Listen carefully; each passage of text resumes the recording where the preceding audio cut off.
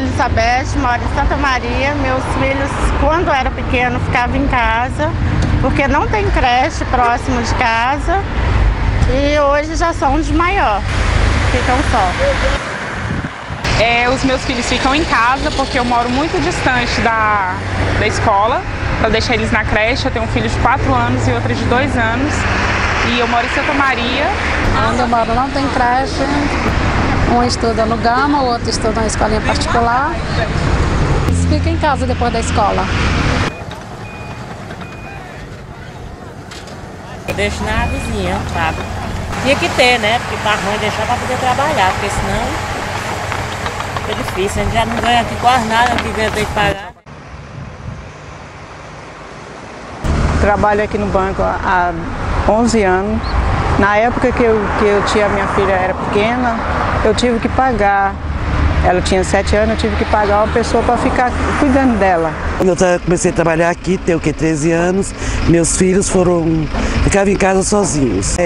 Minha irmã também trabalha fora, tem uma menina de 4 anos e fica lá com as outras também sozinha, porque não tem como a gente deixar, né? Por enquanto que olha meu marido é um senhor doente e ele que olha eles.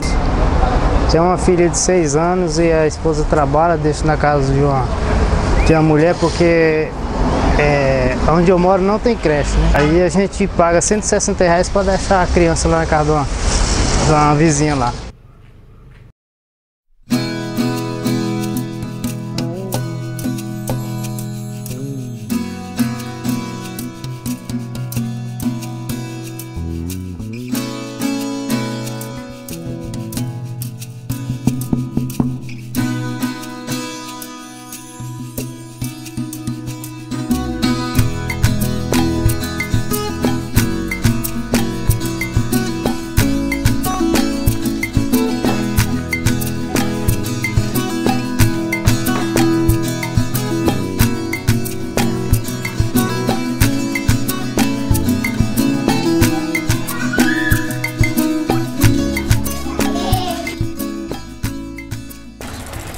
Eu sou professora da rede pública do Distrito Federal, porque eu trabalhei no serviço social uma época e aqui era uma invasão enorme.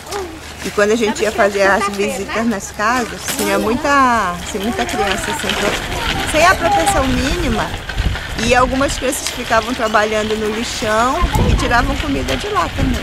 E eu achei aquilo um absurdo. Aí eu fiquei pensando, junto com um grupo que eu trabalhava, o que a gente poderia fazer para amenizar essa situação. Foi assim que começou o trabalho. Não existe creche pública.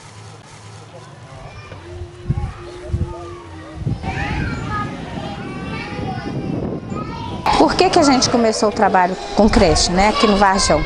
Porque não tinha creche pública, né?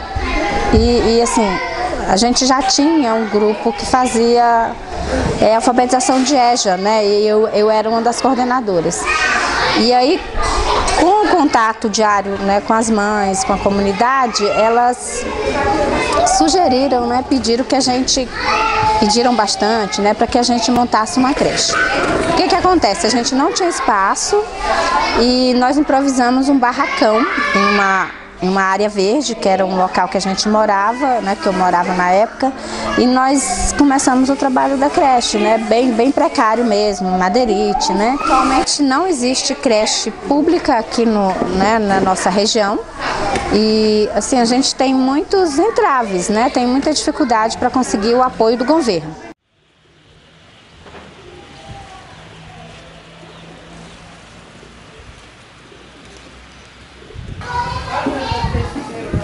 São 30 de manhã, 30 à tarde. E na informática que está arrumando a sala de computação, 10 de manhã, 10 à tarde, e adolescentes.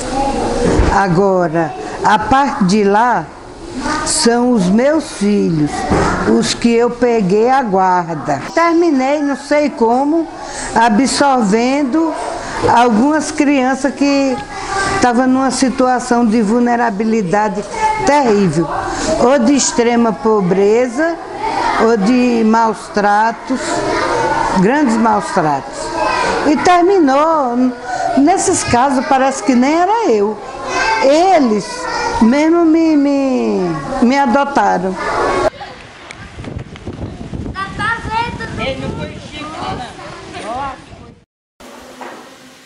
Normalmente a gente trabalha, né, com as domésticas, né, com as mães que não têm de deixar seus filhos para trabalharem.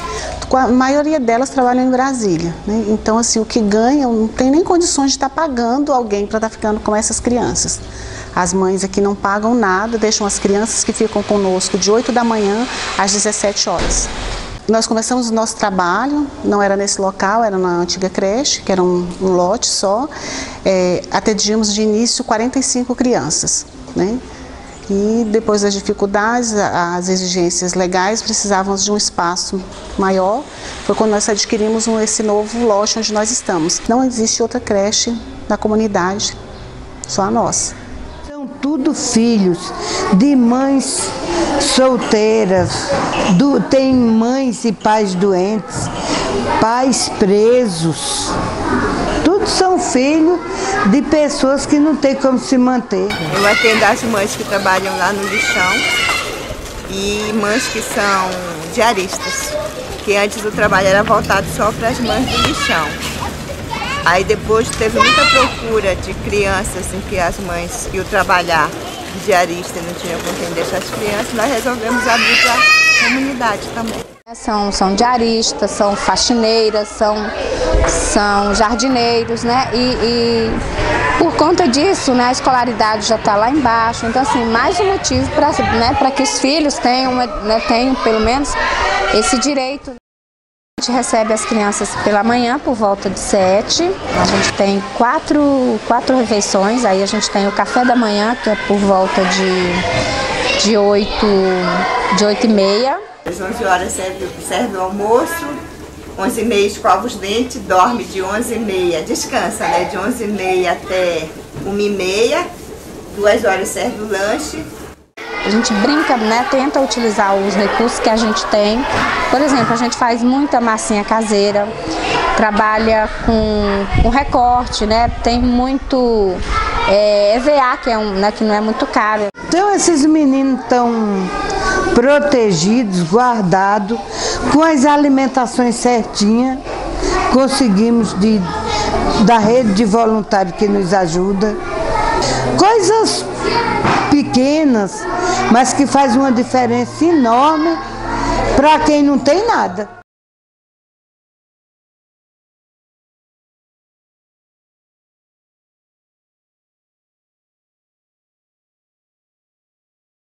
Os principais gastos da creche temos água, né? Água, luz, telefone, contabilidade, né? E a manutenção, até mesmo com alimentos, né? Ganhamos alguns alimentos, mas às vezes precisamos completar, estar comprando algum mantimento para dentro da instituição. Na nossa instituição, como ainda estamos em fase de reforma, numa obra, então a gente ainda tem os gastos com a obra também. Nós temos o pagamento de pessoal, temos o pagamento da água, da luz e do telefone, temos a compra de carnes, de material de limpeza e a manutenção, né, em geral. Se quebra, por exemplo, as descargas, agora estão 3 quebradas, eu vou ter que chamar alguém e pagar, né, para alguém fazer esse serviço. Alimentação, pagar encargos, de professores, de pessoas que façam o trabalho, porque toda instituição tem quem faz o trabalho. Tem quem cozinha, limpa, nesse caso aqui é isso, dá aula, pagamento, água, luz, né? Tudo isso, telefone, né? Material de limpeza, tudo isso. A gente sobrevive de doações, são pessoas físicas, né? Nós temos algumas pessoas físicas que nos apoiam. A gente tem, a maioria são pessoas moradoras aqui, né, perto do lago Asa Norte, né, Asa Sul. E um meio que a gente descobriu que gera renda são bazares, né? A gente faz bazares permanentes, né? São coisas usadas que roupa, sandália, sapato que a gente usa, que a gente pede a doação e vende na própria comunidade. A gente faz os nossos bazares nos domingos. Os recursos que nós temos hoje, por exemplo, eu trabalho, tudo que eu ganho eu ponho aqui. Eu tenho 2 filhas que trabalham, elas põem também aqui. O genro também ajuda, porque eles abraçaram a causa comigo.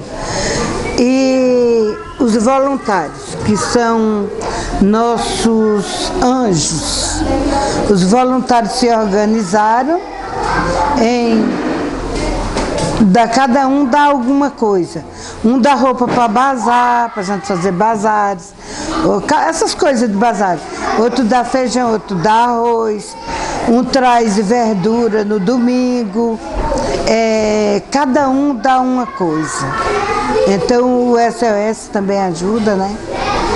E assim a gente vai se organizando para tudo aquilo que a gente ganha, centralizar tudo aqui.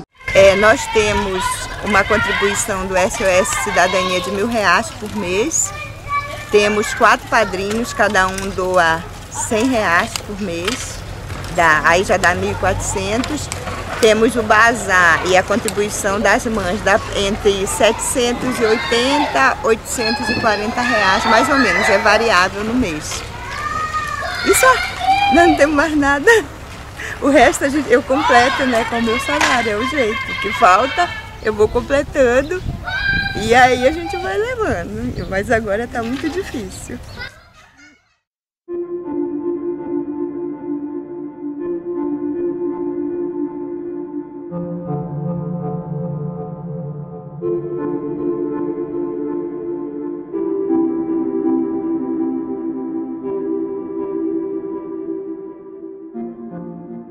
Não temos o alvará de funcionamento, né?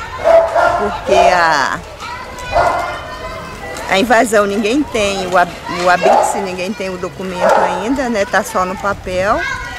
E nós não temos o registro do CAIS. Nós demos entrada, tivemos um registro precário, provisório, devido às condições que eles disseram que não eram boas para funcionar. E quando a gente dependia desse para renovar outros, renovamos CDCA e CAIS.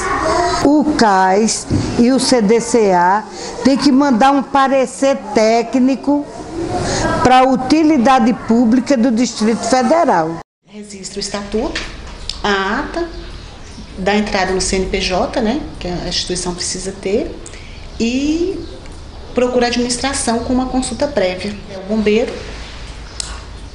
a vigilância sanitária e nós temos também a Secretaria de Educação, que é o DI.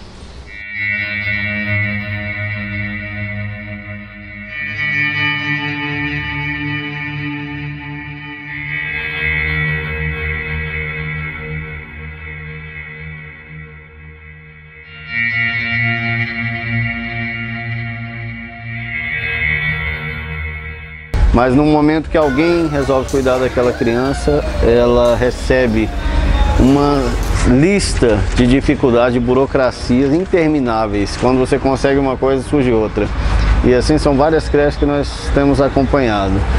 Existem casos específicos, como os conselhos, CDCA, Conselho da Criança e do Adolescente, por exemplo, que são conselheiros colocados pelo Estado, pelos governantes atuais, onde eles liberam os cadastros do Conselho para as entidades que eles acreditam ser necessárias. Só que de repente você vai ver por trás de tudo isso aí os enormes problemas que eles passam por falta de documento, ou seja, não os documentos elementares, porque esses primeiros documentos eles têm. A questão é que a legislação impõe a eles uma quantidade tão brutal de documentos que só as grandes instituições conseguem. Ou seja, o paradoxo é que as entidades que precisam efetivamente, aquelas mais pobres, não conseguem os documentos. Esses documentos que levam às vezes 10 anos, 15 anos para se conseguir. E as entidades grandes, aquelas que não precisam, porque são ricas, de famílias ricas e tudo mais, essas conseguem com uma facilidade, porque elas têm alguém que vai tirar. Elas podem pagar alguém, um bom advogado e tal, todas essas coisas. Mesmo requerimento, como concessão de registro, com o artigo 64 também, que é a inscrição do seu programa, se ela lá é sócio educativo, meio aberto, é liberdade, mas como é creche sócio educativo, somos mesmo formulários, só vai acrescentar aqui a mudança como concessão de registro, junto ao nosso CDCA. Não tem erros. Temos entrada em dezembro nessa documentação e até agora não tivemos resposta de ninguém. Né? Já fui atrás, disseram que ainda não fizeram análise, que tem documento lá que tem 3 anos para ser analisado. A mesma coisa no Ministério Público, nós temos entrada na documentação para tirar a utilidade pública. Está lá desde 2008 e não conseguimos ainda, sempre ligamos e nada.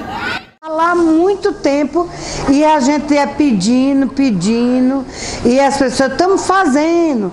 Já foi para o departamento jurídico, já foi para o departamento tal e vai andando de departamento em departamento. Nós estamos em julho de 2010 e o nosso registro de 2008, que já foi dada a entrada, já recebemos todas as fiscalizações, já entregamos toda a documentação, ainda não foi passado.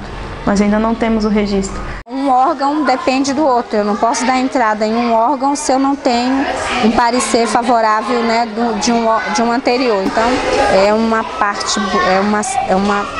parte burocrática mesmo, né, bem pesada, que o governo exige. Só que toda a documentação que a gente entrega, certidões, elas são certidões que têm vencimento. Às vezes de 1 mês, às vezes de 3 meses. E aí nós entregávamos os documentos, ele ia para o processo, ia chegando outro mais importante, e nós voltávamos para o final da fila. Quando o nosso chegava para ser analisado, nós éramos novamente obrigados a levar novas certidões, porque aquelas certidões que nós tínhamos entregue estavam vencidas. Aí voltava para o mesmo processo. Então nós passamos por anos por essa situação, esperando esse certificado. Cada creche vai se virando no dia a dia, tentando sobreviver. Algumas fazem atividades para angariar fundos, outras conseguem pequenos parceiros. E as de maior sorte, ou seja, entre aspas, aquelas que tiver algum vínculo com algum governante, que tiver algum amigo, algum padrinho, né, é que vai conseguir agilizar os processos. Sem esse amigo, digamos assim, sem um contato, eles não conseguem agilizar os processos e naturalmente ficam sem funcionar. É uma burocracia tremenda. Quando a gente consegue um documento aqui, emperra outro ali. É uma rede. É ligado com o outro. Parece o elos de corrente, que não deveria ser. Se eu estou legal com o Conselho de Assistência, tudo bem. Se eu estou legal com o Conselho dos Direitos, melhor ainda. Eu dei entrada em 2006, quando saiu o Roriz e entrou a Abadia. Toda a documentação foi entregue, toda. Quando já foi o governo Arruda, nós tínhamos que fazer o quê? Reapresentar todos aqueles que tinham vencido. Então, assim, deveria haver um prazo, né? Vamos supor, você entrega toda... Já é difícil você conseguir entregar toda essa documentação. Então, os órgãos de direito falam, não, 120 dias, 180, 1 ano, não importa. Essa questão da creche ela é tão vital e, de repente, as autoridades públicas não dão a menor bola para as crianças que estão na rua. Aí você junta as crianças que estão na rua, dá abrigo para ela, comida, carinho, uma cama limpa e alguém para tomar conta. E logo a autoridade pública vai em cima de você saber de todos os documentos que você precisa ter. E sem contar que hoje, paralelo, todo mundo fica fazendo a mesma coisa. Se você tem um convênio com a Secretaria de Educação, eu falo do caso do Distrito Federal, a Secretaria de Educação, ao invés dela fazer um papel de parceiro, de educador, ela faz um papel fiscalizador, um papel de podador, porque ela chega fazendo exigências paralelas que a vigilância sanitária, com a sua burocracia, com a sua truculência, já tinha feito. Isso vai impedindo as pessoas e vai desanimando. trabalhamos com vários órgãos e várias exigências desses órgãos. Precisamos da liberação da vigilância sanitária, mas devido a algumas exigências, se a creche não tiver com tudo regulamentado, obra, um pisozinho quebrado, uma rampa, a vigilância sanitária pode vir aqui lacrar as portas, né? Então eles te dão um prazo muito curto e não quer saber de onde vem esse recurso, se a gente tem o recurso, de que forma a creche sobrevive. Eles vêm, fazem a fiscalização e quer que aquelas exigências sejam cumpridas, né? Às vezes eu fico olhando assim para as exigências assim, né, da vigilância, é álcool gel. Assim, eu vou aqui na escola, né, que é pública também, eu não vejo nem papel higiênico na escola, né, da comunidade. É revestimento em todas as paredes, né, a cozinha tem que estar até o teto, né, revestida de azulejo. São ótimas, né, as exigências são boas, né, não vou dizer que não são, que não tem, né, que elas não têm razão, né, mas só que está pedindo as coisas certas para as pessoas erradas, né? Assim, tá totalmente fora, né, do padrão da nossa comunidade. A gente tem pessoas aqui que não tem piso na casa. Por que não senta e não tenta ver uma medida, né, que dê para as duas, né, que dê para a gente, né? Só que a legislação não permite que você dê apenas uma casa, comida e uma boa educação para uma criança dessa. Eles querem papel. A saga do poder público é ter papel. O poder público não manda um profissional no local saber se a criança é amada, saber se a criança é respeitada, se ela tem uma boa alimentação, se ela tem um bom lugar de ficar, de morar. Então esse para nós é um dos maiores problemas da periferia que nós temos. Essa parte social, ela poderia ser muito melhor ser resolvida se o poder público efetivamente cumprisse a responsabilidade dele. Então nós não podemos sair por aí construindo creches e tal, até porque normalmente elas são embargadas. Normalmente o poder público manda diversos profissionais lá apenas para jogar pedra. Outra coisa é, antes de você exigir tanto, né, você tem que fazer a sua parte, que o governo não tem feito. Né? Ele exige muito das entidades sociais, mas ele não dá nada em troca. Nós trabalhamos como voluntários por boa vontade, né? Por solidariedade às outras pessoas. E o governo não vê essa parte, né? Você está fazendo trabalho, o trabalho existe, e eu vou te ajudar nisso, naquilo. E não dificultar, como muitas vezes dificultam. A gente pede uma declaração de funcionamento na administração, a pessoa sabe que você funciona, que a sua entidade é legal, que você não é um picareta, mas não te dá aquele documento porque diz que falta um apêndice, que falta não sei o quê, e não dá pra...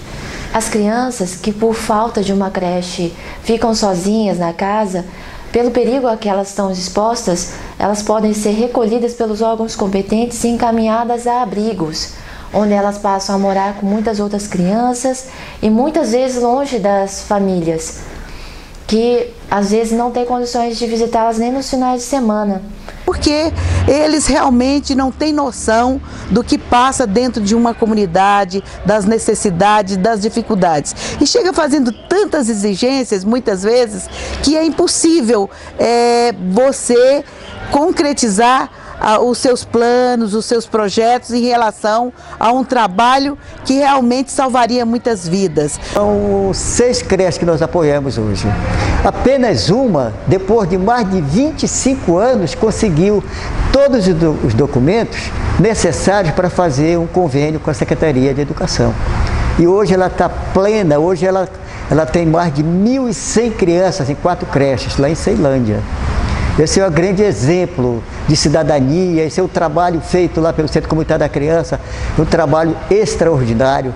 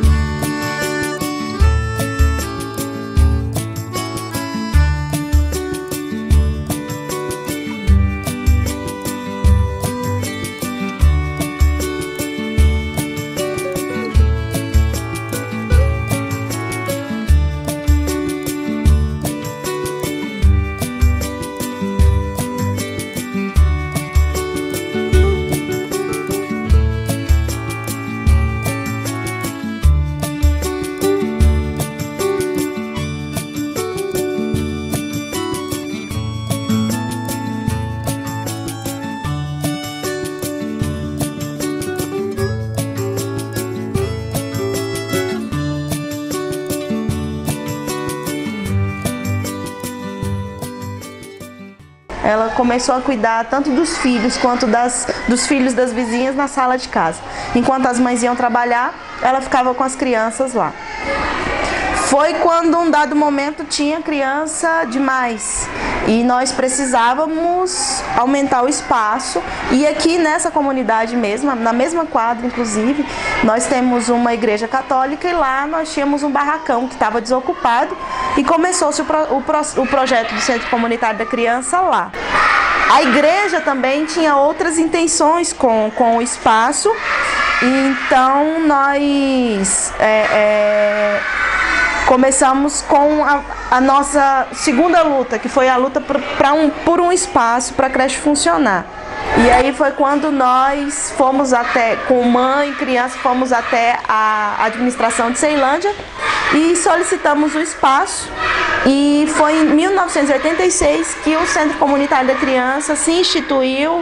Em 96, 10 anos depois, nós ainda tínhamos somente essa estrutura de creche. Só que a demanda na Ceilândia até hoje ela é muito grande. Então nós precisávamos de espaço. E nós temos aqui na Ceilândia uma antiga creche da LBA, que foi desativada e na época estava sendo usada como posto do INSS. Então nós, mais uma vez, lutando por espaço, nós conseguimos esse espaço que é onde funciona a nossa célula 2.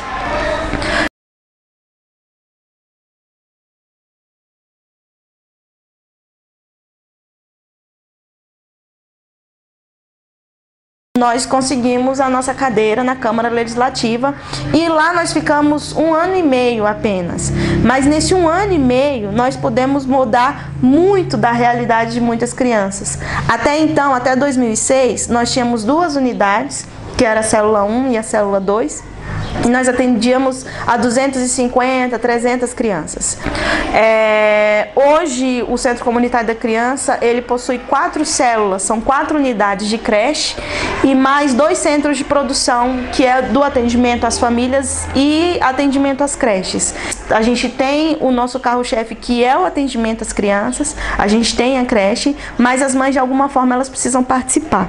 Fazendo alguns dos cursos que nós oferecemos, que temos o curso de informática, de tecelagem mineira, de alimentação alternativa, de corte e costura, de bonecas, de bolsas. Elas participam de algum desses cursos, mas elas também têm autonomia para não gostar de nada disso e não querer fazer os cursos. Não tem problema, vem para a creche para poder ajudar a cuidar dos meninos, ajudar a fazer a comida das crianças, ajudar a dar banho, ajudar a limpar o espaço. De alguma maneira elas participam durante a semana, aquelas que não podem, aquelas que não estão trabalhando, e nos finais de semana, feriados, a gente oferece oficinas, cursos também de pequena duração, reuniões, encontros, para que a família esteja efetivamente inserida nas atividades da creche. Não adianta trabalhar só a criança, você precisa trabalhar a criança, você precisa trabalhar a família e você precisa trabalhar a comunidade. Cada criança que sai do centro comunitário, ela sai um cidadão.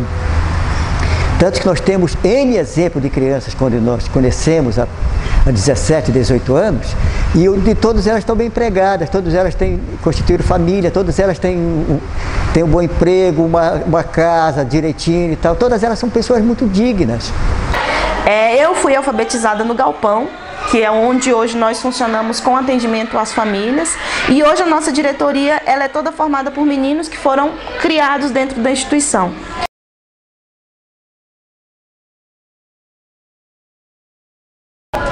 Em 1986, eu fundei a instituição Centro Comunitário da Criança, mas com muitas dificuldades, principalmente na alimentação.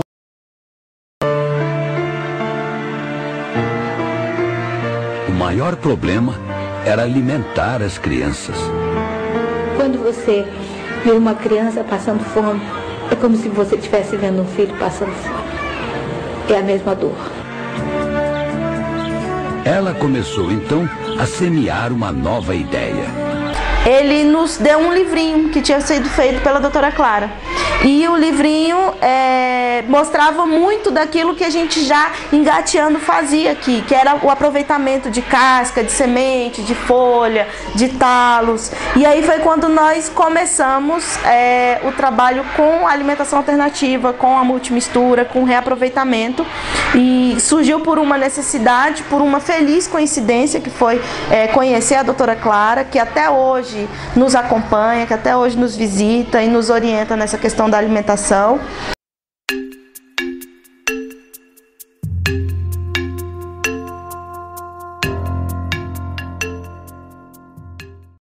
As crianças tinham muita infecção, né, de repetição, além de sarna, do piolho, né, do problema de impetigo e infecções constantes. E com o uso da multimistura e uma alimentação mais saudável, além de baixar o custo, né, e eles puderam manter as 60 crianças que eles tinham na época, melhorou muito a imunidade, deixaram de ter as infecções e, o mais importante, preservou o potencial genético com que essas crianças foram geradas. E com o passar do tempo perceberam o que houve de aumento no aprendizado e também na prática dos esportes, que essas crianças passaram a ser inclusive premiadas na Marotinha daqui de Brasília. Compararam a creche do centro comunitário com duas outras. Em relação ao centro comunitário, uma das creches que não usava multimistura teve 59% de cárie a mais e a outra 67%, porque a multimistura, principalmente o farelo, contém uma substância chamada fitato que é anticariogênico. Repare nas crianças do centro comunitário e veja a disposição delas na mesa, a fisionomia, a pele, o cabelo. E conseguimos mudar, economizando, utilizando pouco, mudar também a questão da alimentação das crianças. E a gente percebeu que com a alimentação, uma boa alimentação, a gente conseguia mudar muita coisa. A gente tinha crianças que estavam mais dispostas, que aprendiam mais, que brincavam mais e, consequentemente, se tornavam mais felizes, né?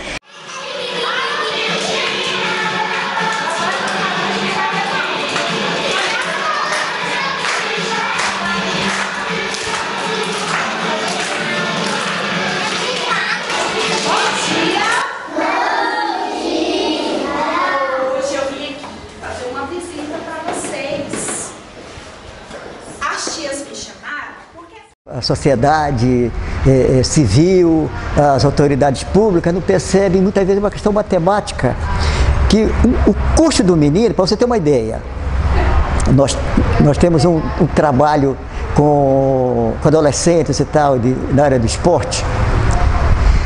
O que nós ajudamos, cerca de 300 meninos com esporte, para saírem da droga e não voltarem para a droga, o custo que eles dão para nós é um pouquinho menor do que custa um único menino no CAGE, que é a prisão juvenil, né, de menores. Ou seja, multiplique isso, 300 crianças custam menos do que um garoto preso. As pessoas nunca se interessam por saber isso.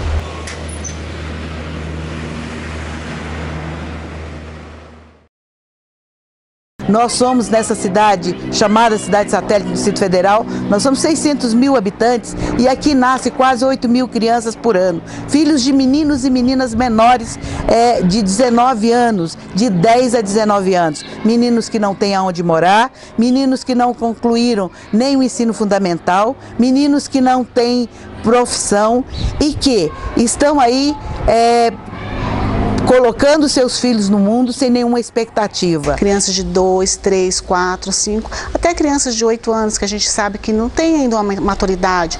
Muitos deles ficam com seus irmãozinhos em casa, passa a ter uma responsabilidade que a própria infância, né, Ele desconhece o que é aquilo ali, o que é a responsabilidade de ficar com um irmãozinho menor, e essa mãe precisa sair, essa mãe precisa trabalhar para colocar o alimento dentro de casa. Essas crianças acabam ficando sozinhas, onde hoje em dia a gente vê os acidentes, as tragédias, e quem está de fora é muito fácil julgar essa mãe. Por que deixou sozinho? Por que essa criança não ficou numa creche? Será que tinha uma creche à disposição dessa criança? As crianças não esperam, né? Elas crescem, elas têm fome, elas têm muitas necessidades, os pais delas também trabalham com muita dificuldade, então é muito difícil essa questão. Vivemos um sistema social injusto, onde uma mãe que passa o dia todo trabalhando fora não tem condições de deixar seu filho numa creche. O que as pessoas precisam se conscientizar é da externalização do custo de uma empregada. Quem paga é a criança. É fácil para mim a autoridade chegar para uma comunidade carente e estar cobrando de quem faz um trabalho o que eu mesmo não faço, né? Então, assim, é a questão, né, da imposição mesmo do Estado, né, de ser uma mão aí de duas vias, né? Então, quero saber de educação, por que alguém tem que se preocupar com criança que fica sozinha, né? Criança de 3, 4 anos, né? Os pais, né, que se virem, não estou nem aí, né? Então, assim, é a questão do descaso, né? Com a primeira infância, com a educação, né? Com o ser humano, né? Os líderes comunitários são pessoas extraordinárias. Líder comunitário é alguém absolutamente especial, alguém dotado de um dom de doação extraordinário. Então, essas heroínas aí que utilizam de todos os benefícios que tem e o que não tem, para poder fazer um trabalho social de qualidade, de fazer alguma coisa para a sociedade. Então essas pessoas, muitas das vezes, elas entram numa situação muito delicada, porque de repente, quando elas percebem, elas estão devendo de empréstimo pessoal, de banco e tal, para pagar coisas que é da própria creche, que é uma responsabilidade do Estado. Então, eu gostaria de chamar a atenção das pessoas para esse fato, porque esses líderes comunitários jamais vão deixar uma criança passar fome, nem que para isso eles tenham que passar por essa... Eles passam necessidade, a família deles passa necessidade. Você levar para um lugar adequado, com pessoas treinadas, qualificadas, com a comida, com o carinho, e ela recebendo muito amor, isso parece que incomoda muito mais as autoridades públicas do que a criança passando fome na rua.